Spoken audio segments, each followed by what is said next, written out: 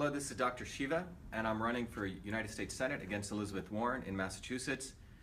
I want to share with you, as I promised, why it was right for President Trump to exit from the Paris Accords. The presentation I'm going to give you is a very objective one.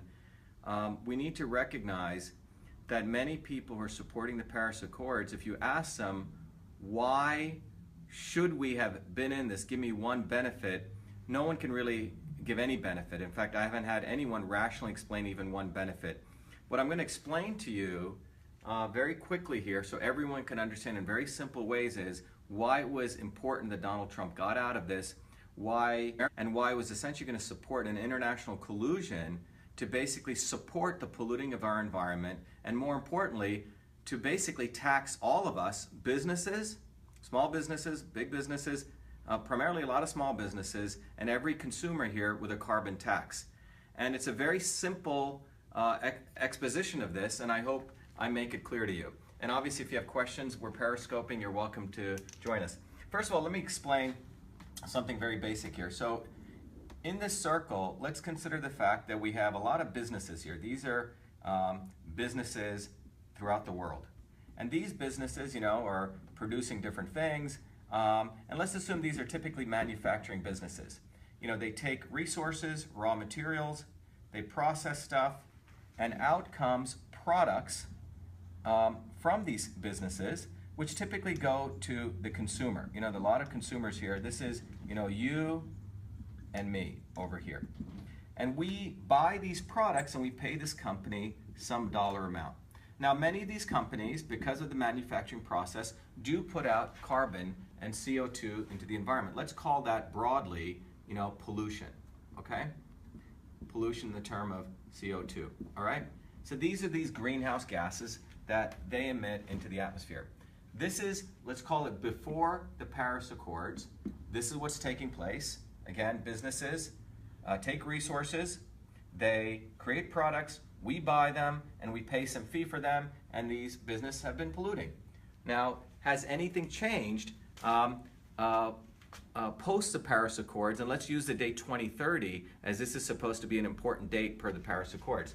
So what happens here? Here again, I'm going to draw the same circle. We have the businesses, and let's put the year now 2030. And what occurs in 2030? These businesses still exist, let's say. Again, these are the businesses. And they are creating products, as I mentioned before, to us as consumers. Same situation. This is, again, you and me. And these consumers pay some fee for these products. And guess what? They're still polluting. And I'll give you some numbers on this. In fact, they're polluting a lot more, as we'll see. But something very interesting happens. For the pollution they do, they have to now pay an organization, which I'm going to call, in double quotes, the IPCC. And this group is composed of people like Al Gore, people like the Bushes, many people from the commodities market, and essentially a global elite in here of quote-unquote scientists. A dollar goes here, dollars go in, and these people deliver these people something called carbon credits.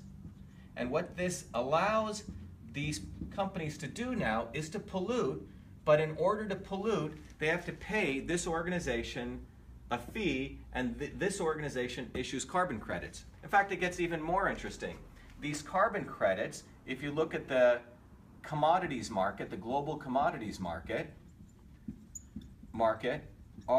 these carbon credits are bought and sold here on this commodities market to people. And this generates the ability for this group to generate trillions, not billions, let me explain, trillions of dollars in new source of wealth.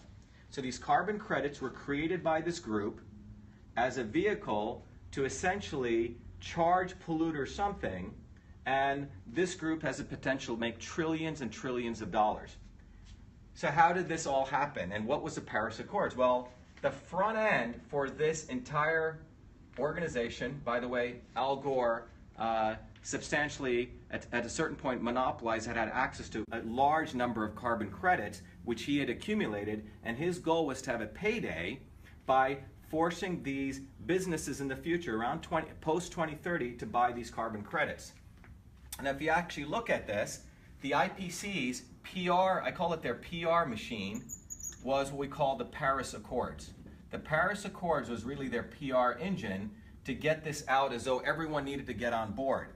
And what the U.S., if you look at the United States here, put the flag here, the U.S.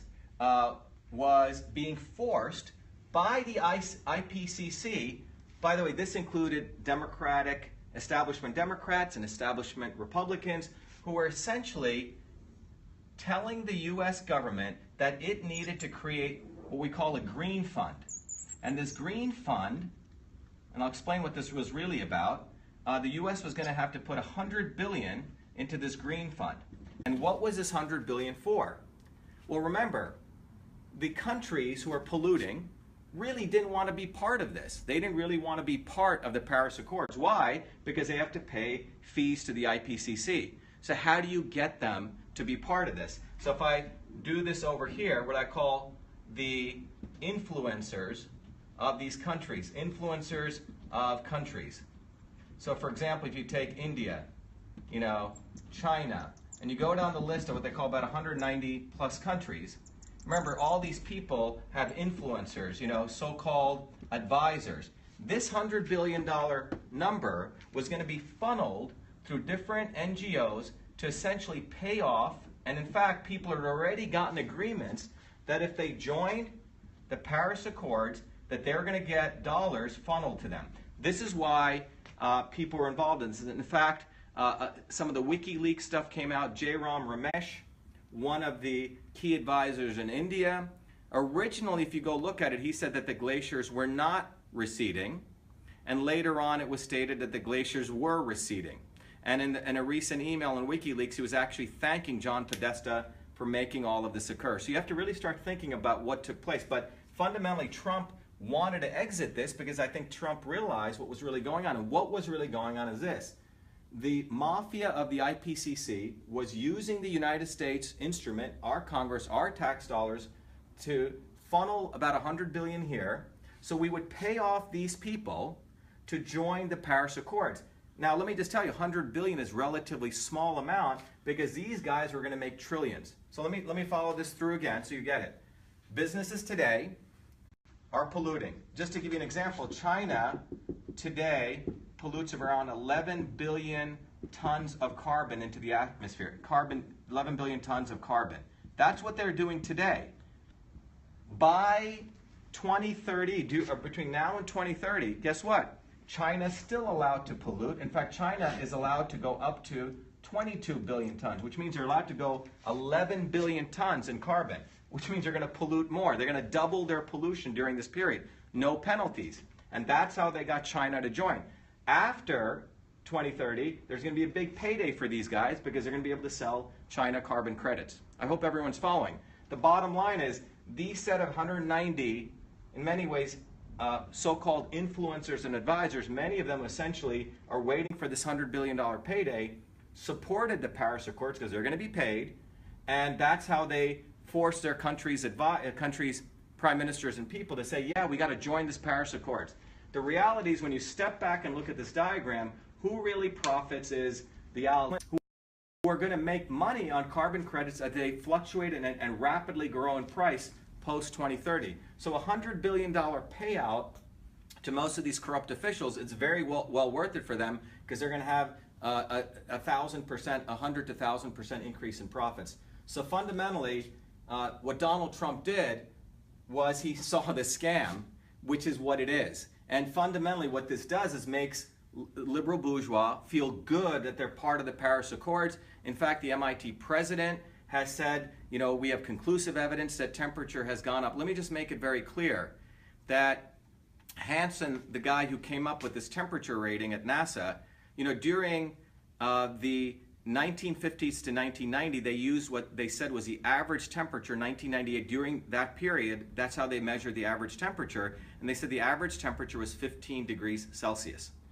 And they predicted in around 1988 that temperature was going to go up. So again, in 1988, papers are starting to come out saying the average temperature measured between 1950 to 1980 is 15 degrees, and they're saying, temperature is going to rise on the planet Earth. Well, what happens? By 1995, 1996, they find out the temperature actually, in fact, gone down a little bit. It was not going up. And somehow, mysteriously, around 2002, Hansen says, yes, the temperature has gone up.